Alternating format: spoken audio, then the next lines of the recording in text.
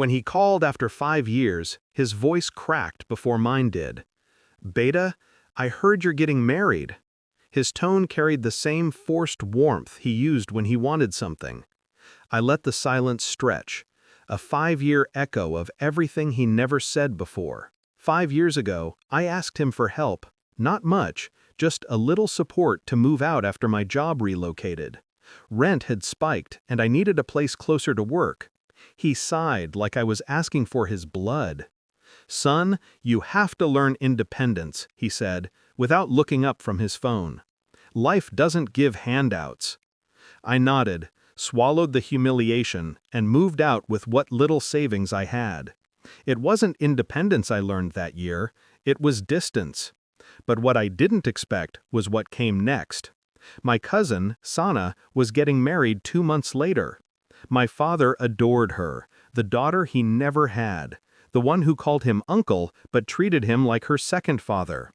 On the wedding day, I watched him hand her a white envelope, not the kind you give out of courtesy, the thick, crisp kind that changes lives.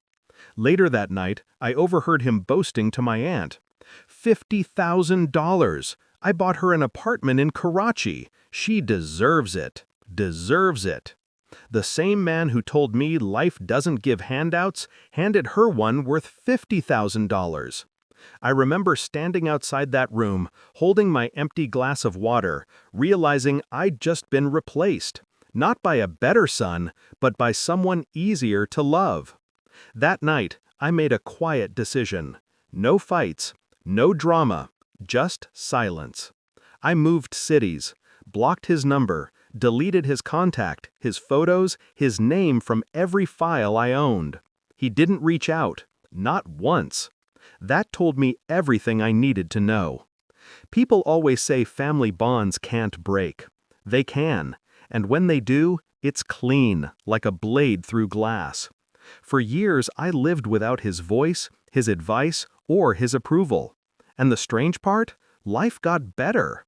I worked harder, earned promotions, built something he never believed I could: stability, dignity, and peace. By the time I was 32, I'd saved enough to buy my own apartment. Cash down, no loans. The irony wasn't lost on me. Then came the call, 5 years later. My wedding announcement had circulated through family WhatsApp groups, the ones I never joined. That's how he found out. He called twice. I ignored both. On the third, I picked up. "Son," he said softly, "I'd like to be there. To make things right." Make things right? I wanted to ask if the $50,000 bought him forgiveness, too. Instead, I said, "You want to come to my wedding?" He hesitated. "Yes, if you'll have me." I could hear his breath, slow, deliberate. That's when I decided he would come. But not for reconciliation, for realization. My wedding wasn't grand. It was intentional, small, elegant, private. Every guest had a story in my life. Every seat had meaning. I invited him, personally. He sounded relieved, almost giddy. "I knew you'd forgive me." Forgive? That word always came easily to those who never earned it. I didn't correct him. Some lessons teach themselves better in silence. When he arrived that day, he wore his best suit, the same one he wore to Sana's wedding. The irony made me smile. He looked around, visibly impressed. "You did all this yourself?" "Yes," I said, adjusting my cufflinks. "Without anyone's handouts." He blinked. Once. The first sting landed. The dinner was nearly over when I took the mic for my speech. I could feel his eyes on me, proud, perhaps nostalgic. Maybe he thought this was the moment I'd publicly forgive him. "It's been a long road getting here," I began, scanning the faces, family, friends, all the quiet witnesses of my life. 5 years ago, I asked for help. I was told life doesn't give handouts, and I believed it. He shifted in his chair, a small twitch in his jaw.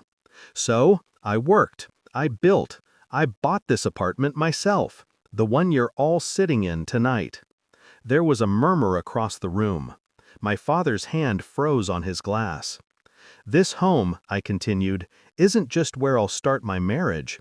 It's proof that what was once denied to me didn't define me. It motivated me.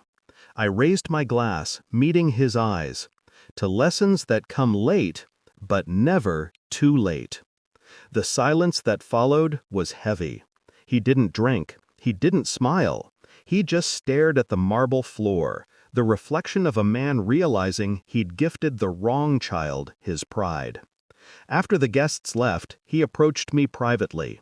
His voice broke. "I was wrong. I should have helped you back then." I nodded. "You did help me. You just didn't know it." He frowned. "What do you mean?" "You taught me how to live without you." I watched his face fall. Confusion first, then regret. He wanted to say more, but I didn't give him the space. "I have to join my wife," I said, stepping back. "We're